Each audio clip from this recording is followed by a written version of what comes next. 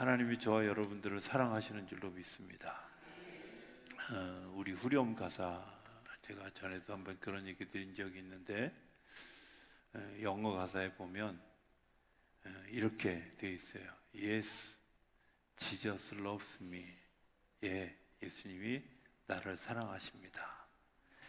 예, 예수님이 나를 사랑하십니다. 네, 예수님이 나를 사랑하십니다.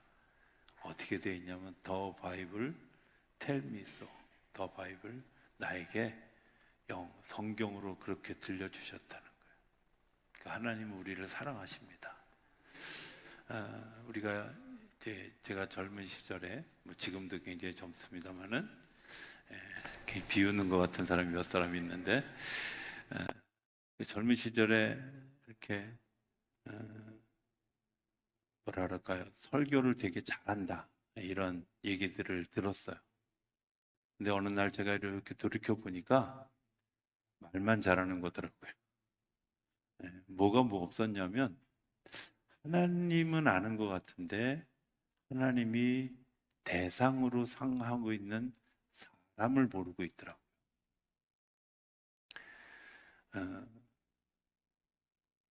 나는 하나님을 아는데 내가 모르는 게 있는데 사람을 모르는데 내가 지금 설교하는 목적이 뭐냐면 사람이 변화되어야 되는데 사람의 현실이 뭔지를 잘 모르는 거예요. 하나님은 사람을 알고 얘기하셨을까요? 알고 얘기하셨을까요? 알고 얘기하는데 저는 설교자인데도 불구하고 사람한테 별로 관심이 없는 거예요. 그냥 하나님의 이야기, about God, 하나님에 관한 이야기를 하고 있더라고요.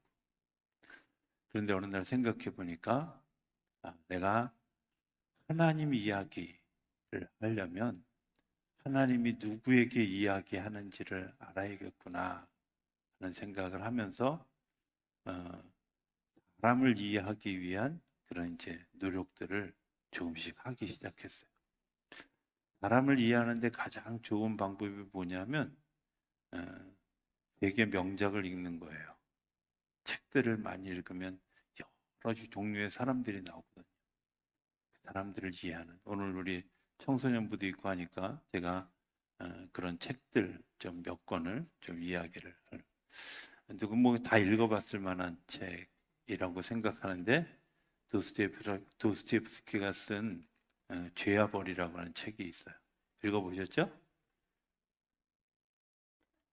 청소년부 분위기 이거 어쩔게요. 그래도 가장 비교적 쉬운 책을 제가 골라서 이 도스토옙스키가 쓴 죄와 벌이라고 하는 책 한 문장으로 딱 정리하면 이런 겁니다. 사람을 죽였습니다. 그리고 사람으로 인해서 감동을 받고 자수했습니다. 이게 이 책의 내용의 전부예요. 근데 그렇게만 읽으면 아무런 의미가 없어요. 주인공, 제가 이름을 못 외워요. 제가 세 글자는 다 배우는데 한국에서 태어나길 잘했다고 생각하는 이유가 이게 러시아 쪽으로 가면 이름이 길어. 더 길어, 영어보다. 그래서 제가 저거 라스콜리니조프라고 하는 사람입니다. 이 사람은 가난한 사람이고 법학을 공부하는 사람입니다. 이 사람이 생각하는 인간에 대한 이해는 두 가지예요. 하나는 비범한 사람, 하나는 평범한 사람. 그런데 한 노인을 보면서 무슨 생각을 하냐면 쓸모없는 사람도 있다라고 생각한 거예요. 왜? 이 노인은 전당포를 하는 사람인데 이 전당포를 하면서 고리대금을 하는 거죠. 돈 10,000원 빌려주고 이자를 4,000원씩 받고 이 정도는 고리대금이죠? 아닌가요? 좀 더 해야 돼요? 잠깐 뭐 이런 자기가 살면 얼마나 산다고 저렇게 돈을 악착같이 버는구나. 그 시대는 굉장히 혼란한 그런 시대였는데 그 시대에 그런 일들을 행하는 노파를 죽이는 것이 사회를 안정시키는 일이다 라고 생각하고 그 노파를 살해합니다. 조금도 죄의식을 가지지 않습니다. 그리고 자기가 잘못했다고 아니 이런 사람들은 없어져야 된다고 생각했습니다. 그런데 죽이기 전까지는 그런 생각이 없었는데 죽이고 나니까 마음속에 이상한 변화들이, 이상한 움직임이 느껴지기 시작하는 거예요. 그렇게 방황하다가 또 다른 마르멜로노프라고 하는 한 사람을 만납니다. 이 사람은 퇴역한 군인입니다. 그리고 군대를 제대하고 난 다음에 할 게 없어서 매일 그 독한 술을 마시는 그런 그 사람, 알코올 중독자였습니다.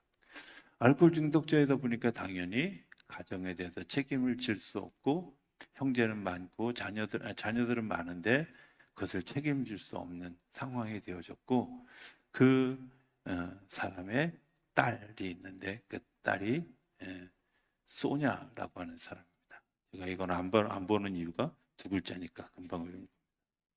이 소냐라는 사람이 가정의 생계를 책임지기 위해서 거리의 여인으로, 남자들을 상대하는 장녀로 자기의 역할을 하면서 자녀들을 세워가고, 그리고 그 자녀들을 세워가는 일들을 끊임없이 하고 있는 것을 이 주인공이 발견하게 됩니다. 어느 날 우연히 어느 가다가 그 소냐의 아버지 마르멜로노프가 마차에 치여서 죽게 되어졌고, 그를 집으로 데려갔는데 결국 임종하는 장면을 지켜보게 되었습니다.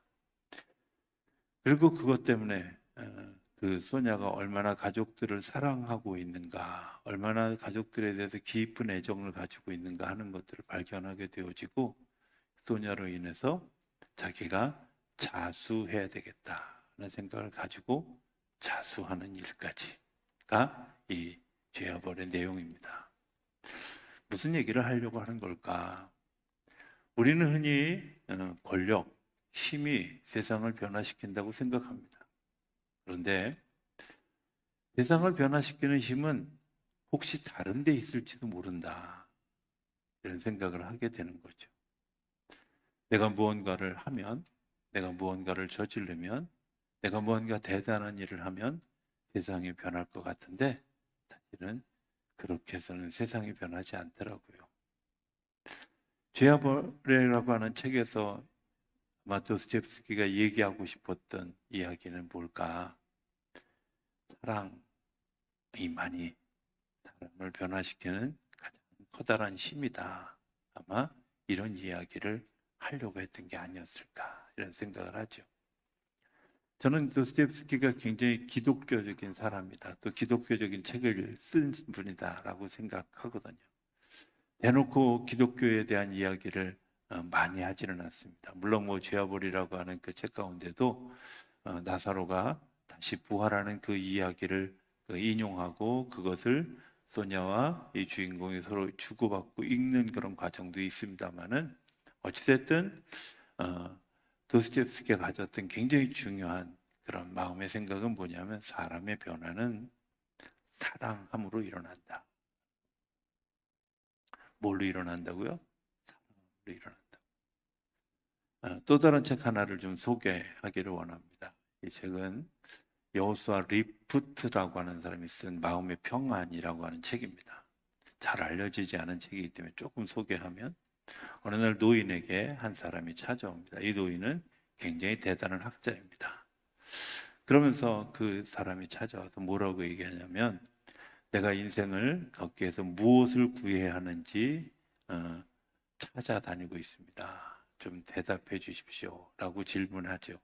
그러니까 이 노인이 뭐라고, 네가 원하는 게 뭐냐? 제가 원하는 거요, 이렇게 얘기합니다. 첫 번째는 건강이고요, 두 번째는 재물이고요, 세 번째는 미모고요, 네 번째는 재능이고요, 다섯 번째는 권력이고요, 여섯 번째는 명예입니다.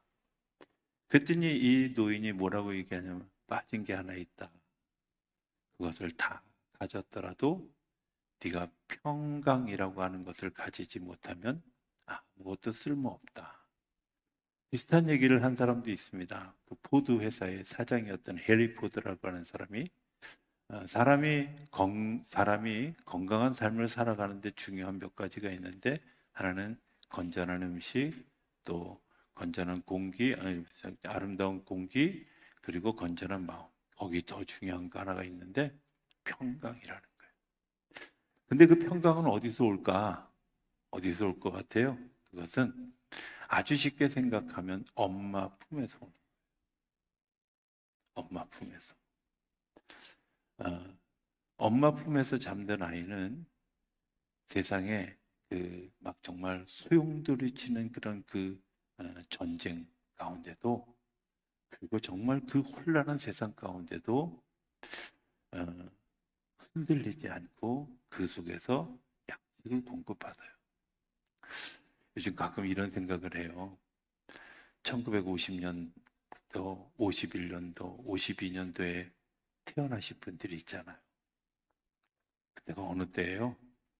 전쟁통이에요. 근데 신기한 건요, 그 전쟁통에서 사람이 태어나더라고요. 그러면서 요즘 이 인구 문제가 얼마나 심각한지를, 아니 전쟁통에도 사람을 낳는데, 그죠? 요즘은 전쟁도 안 하는데 사람을 안 낳잖아. 근데 어찌됐든 그 아이들이 어떻게 컸을까요? 어떻게 자랐을까요? 밖에는요, 막 정말 하루가 멀다 하고 포탄이 떨어지고, 마치 이 총 쏘는 소리를 음악 소리처럼 듣고, 그들이 자랄 때, 그들이 자라면서 정말 안식처로 느껴졌던 곳이 어디였을까? 그거는 엄마의 품이었죠. 저는 그 엄마의 품이 사람을 변화시킨다고 생각하는데, 어, 심리학자들의 말에 의하면 엄마의 젖을 충분히 경험하지 못한, 엄마의 가슴을 충분히 경험하지 못한 자녀들은 믿음이라고 하는 것이 많이 상실되어진다 그래요.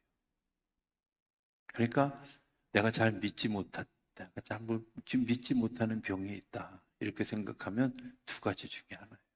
하나는 엄마가 젖을 뺐다가 물렸다가 장난을 쳤든지, 아니면 예, 배변하는 것들을 제때하지 않았든지, 둘 중에 하나. 신뢰하지 못하는, 아주 작은 데서부터 시작하는 거예요. 근데 이게 일생을 가요. 믿지 못하는 거지. 믿어지지 않는 거지. 언제 결정됐는데? 태어나기 전에, 그리고 태어나서 2살까지의 경험이 일생을 가는 거예요.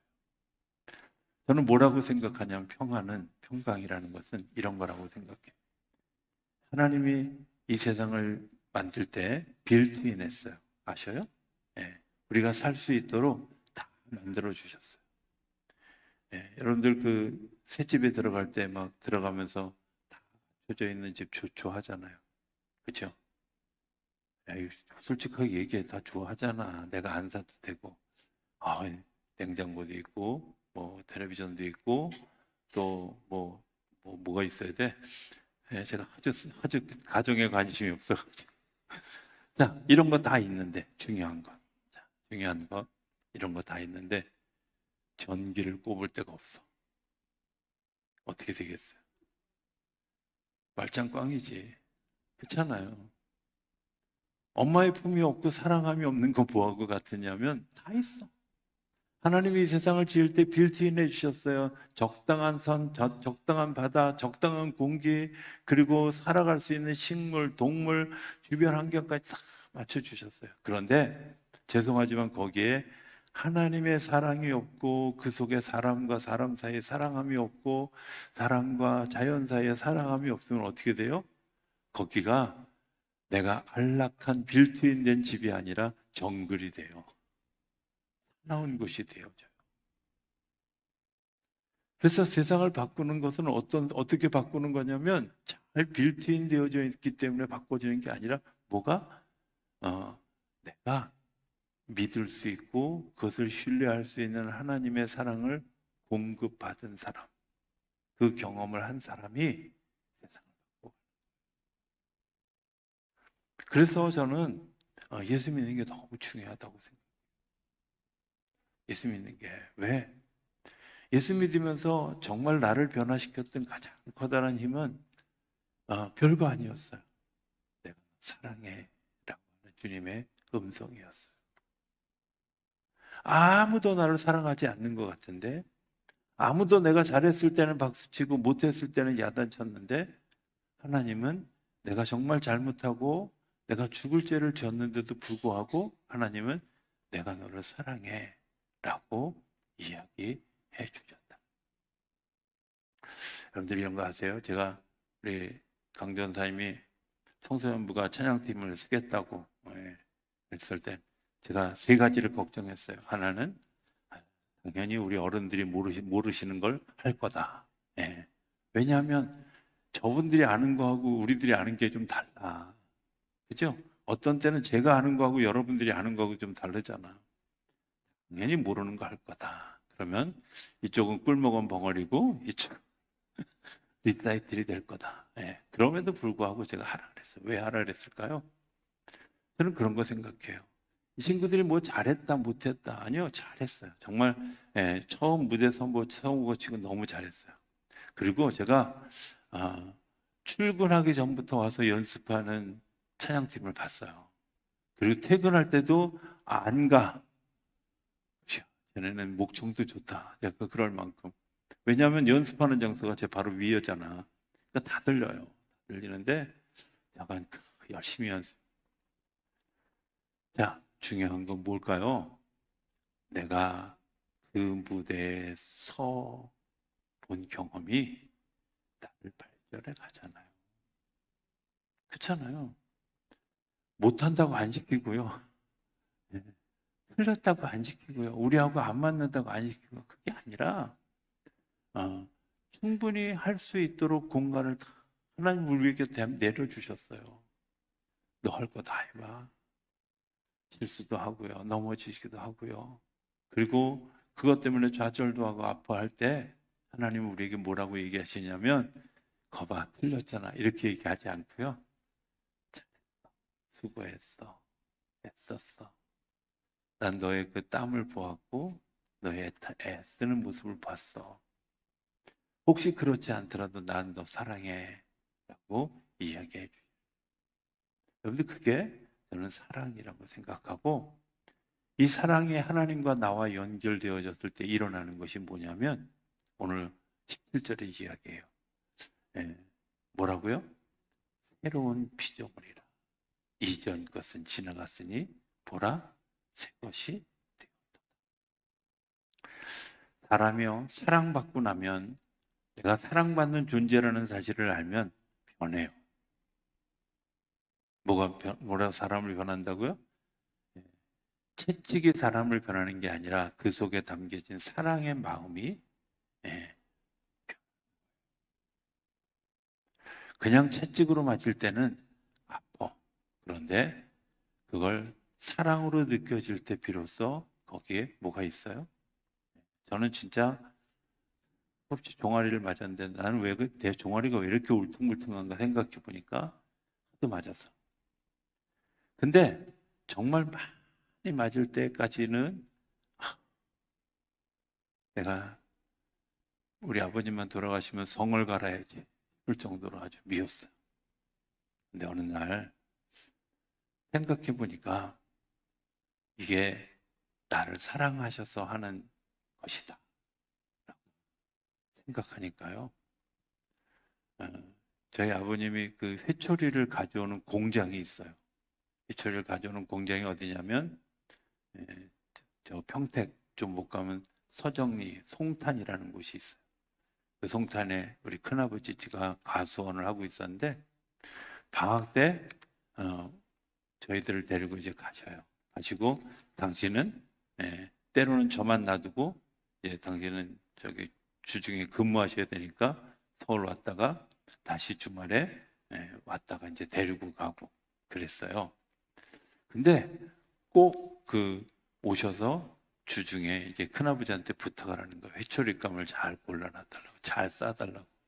그래가지고 한 3다발을 싸요. 그걸 또 이 옷장에다 딱 올려놔요. 아, 진짜 쳐다보기 싫은, 십자가보다 더 보기 싫은. 근데 제가 어느 날 철 들고 나니까 그거 메고 오더라고, 제가. 내가 맞을 건데. 내가 맞을 건데 메고 오더라고. 왜요? 거기에 뭐가 있어요? 사랑이라는 것이 담겨 있고, 하나님 우리를 사랑하시면 뭐가 변해요? 내가 변하는 거죠. 내가 그 사랑을 경험하고 나면 이 세상에 나를 위해서 빌트인했구나, 나를 위해서 준비되어진 것이구나, 지금 내가 땀을 흘리는 것이 열매를 위한 것이구나, 지금 내가 눈물을 흘리는 것이 씨를 뿌리기 위한 것이구나, 지금 내가 고통스러운 것이 다음에 미래를 위한 것이구나 하는 것들을 알게 되죠. 제가 이제 조만간 우리 청소년부를 한번 둘 중에 하나 할 거예요. 걷기 하든지 자전거를 타기 하든지 등을 해서 한 200km쯤을 좀 이렇게 데리고 가려고 생각 중이에요. 올해는 아니니까 걱정하지 마세요. 그거 왜 해야 되냐면 저는 그렇게 생각해요. 고생스러운 일이죠.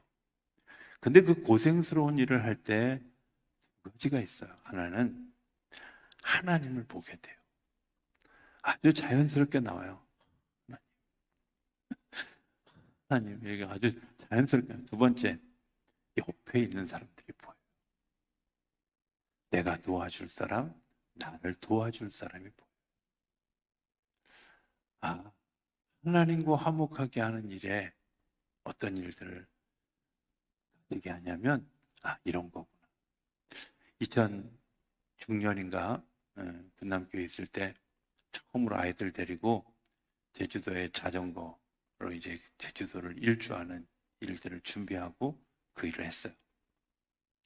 물론 다 일주하지 않았는데, 근데 이제 그때 이제 우리 전사님하고 그다음에 우리 군인 형제 하나하고 저하고 셋이서 자전거 이제 맨 앞에 뒤에 이렇게 왔다 갔다 하면서 저건 그 아이들을 돌보는 역할을 하고, 이제 아이들은 총 한 20명 정도 갔는데 20명 정도 갔는데 잠깐 두 조로 나눠서 사람이 7명이면 자전거를 6대 줬어요. 한 명은 승합차에서 쉬게 하고 제가 이렇게 돌아가면서 하게. 그런 계획들을 짰는데 자꾸 이제 그 일주일 내내 이제 그 일을 도는데 제가 처음으로 느낀 게 있어요. 내가 뭘 보고 있었냐면 한 사람도 떨어뜨리지 않고 시선 속에 아이들이 눈에 다 들어오더라고요. 제가 지나고 나면 저 사람이 무슨 옷을 입었는지, 안경을 꼈는지 안 꼈는지 그런 거 잘 몰랐어요. 그냥 사람을 관심 있게 잘 안 쳐다봤어요. 근데 정말 놀랐던 건 무슨 신발을 신었는지, 어떤 놈은 이걸 헬멧을 썼는지 안 썼는지, 무릎 보호대를 했는지 안 했는지, 노란색을 입었는지 빨간색을 입었는지, 어젯밤에 세수를 했는지 안 했는지 정도도 다 알 정도로 관심 있게 보더라고요. 관심 있게. 그때 비로소 제가 알았어요. 하나님이 나를 바라보는데 그렇게 바라보시는구나. 하나님이 나를 사랑하는데 그렇게 사랑하시는구나. 그런 거 아니겠어요? 하나님이 저와 여러분들을 사랑하시는데 어떻게 사랑하시냐면 정말 온전히 당신의 모든 것을 기울여서 우리를 바라보고 계시는 줄로 믿습니다. 그 사랑을 받은 사람과 받지 않은 사람의 아주 현격한 차이가 있어요. 버틀란트 러셀이라고 하는 사람이 있습니다. 이 사람이 쓴 책 중에 굉장히 반기독교적인 책, 나는 왜 크리스찬이 아닌가, 이런 책을 썼어요. 그 책 때문에 정말 그 실족한 사람들이 너무 많아요. 근데 정말 아이러니컬한 건 이 러셀도 그렇고 니체도 그렇고 소위 비기독교적인 그런 사상들을 이야기했던 사람의 세 가지 공통점인데, 하나는 정말 예수 잘 믿는 집안의 자녀였다는 거고, 두 번째는요 정말 똑똑했다는 거고, 세 번째는 아무도 얘기하지 않는데, 세 번째는 종국에는 결국 기독교로 돌아왔다는 거예요. 근데 그 세 번째 얘기를 안 해, 이 사람들이. 니체도 결국, 러셀도 결국 하나님을 받아들이고 믿음으로 고백하고 죽었는데도 불구하고 그 얘기는 안 해요. 왜? 자기들이 필요한 얘기만 하려고. 그런데 이 러셀이라는 사람이 얼마나 대단한 사람이냐면 7살 때 헬라어를 띄웠어요. 뭐하고 똑같으냐면 여러분들이 7살 때 영어를 자유자재로 하는 거하고 똑같아요. 별로 안 놀라시네요. 여러분들 이미 7살 때 영어를 다 자유자재로 하신 분들, 한국어 말고 영어, 한국 사람이 영어, 그 사람이 러셀이 영국 사람이 글쎄 헬라어를 7살에 다 띄웠다니까요. 이 사람의 머리가 얼마나 좋으냐면 한 3천 단어 정도를 하루에 3천 단어 정도를 배웠대요. 죄송합니다. 여러분들이 굉장히 천재적인 분들한테 제가 쓸데없는 소리를 하고 있습니다, 지금. 근데 그 사람이 일생 동안 한 일이 뭐예요? 넘어뜨리는 일이었어.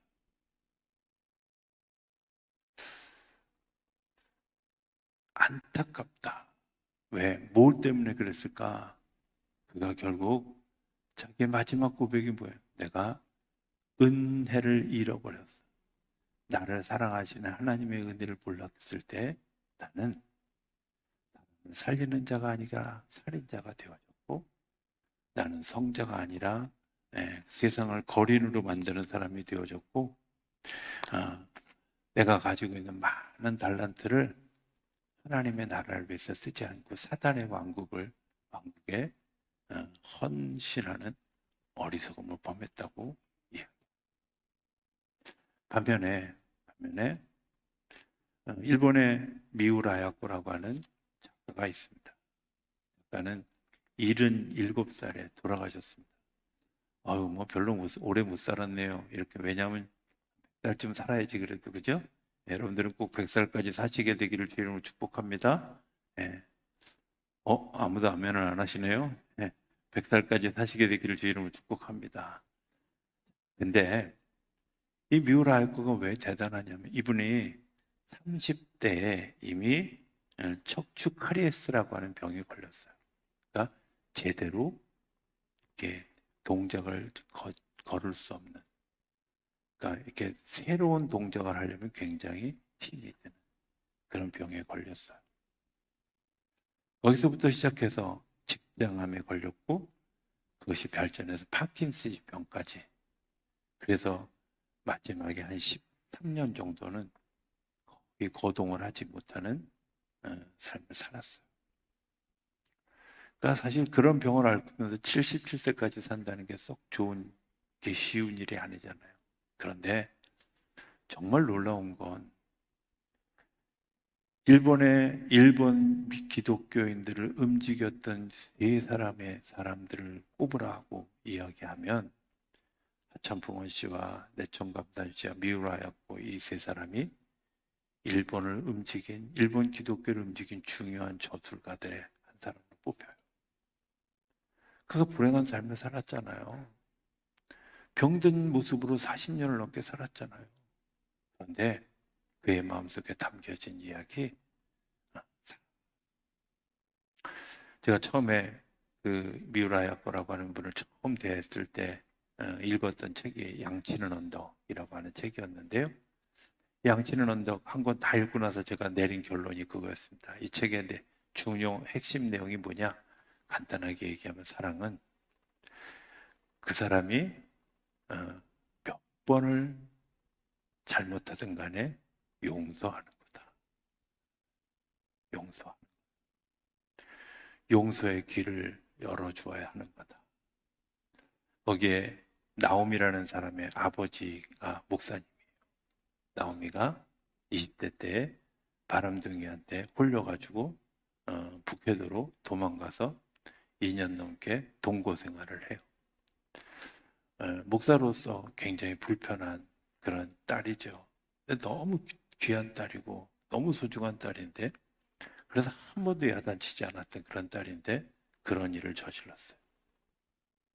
그리고 그 바람둥이 료이치와 정상적인 관계를 가지지 못하고 결국 집으로 돌아옵니다. 먼 집을 돌아와서 집에 돌아왔을 때 목사관의 문을 여는데 그 시간이 새벽 2시였는데 새벽 2시 목사관의 문이 열려 있는 거예요. 왜 열려 있지? 나중에 안 사실은 아버지는 그 딸이 돌아올 때 새벽녘 아니면 밤 늦은 시간에 돌아올 거라고 생각하고 단 한 번도 문을 잠근 적이 없는 거죠. 하나님의 사랑은 우리가 언제고 돌아올 수 있도록 문을 열어줘요. 그래서 우리로 하여금 이 빌트인된 세상을 느끼도록 하는 거예요. 하나님이 우리에게 하나님의 품 안에서 그 생명력을 가지고 살아갈 수 있도록 도우시는 거예요. 우리가 그럼 어떤 존재로 살아야 될까? 오늘 18절은 너희가 화목해 하는 존재로 살아야 돼. 화평케 하는 존재. 전제가 뭐냐면 모든 것이 하나님께로부터 났어요. 여러분들 세상에 지어진 것은 하나님의 창조의 원리로, 그리고 그것을 다시 회복시키는 것도 그리스도로 말미암아서 회복시켰으니까 이제 그 사랑을 받은 사람이 뭐 하라고요? 사랑하면서 화목해 하는 존재가 되는 거죠. 화목해 하라는 존재가. 저는 이런 생각을 해봅니다. 화목해 하는 존재가 뭘? 내가 먼저 그리스도의 사랑을 경험하는 그런 뜨거운 일들이 우리 안에 일어날 때 그런 변화가 시작되어지는 줄로 믿습니다.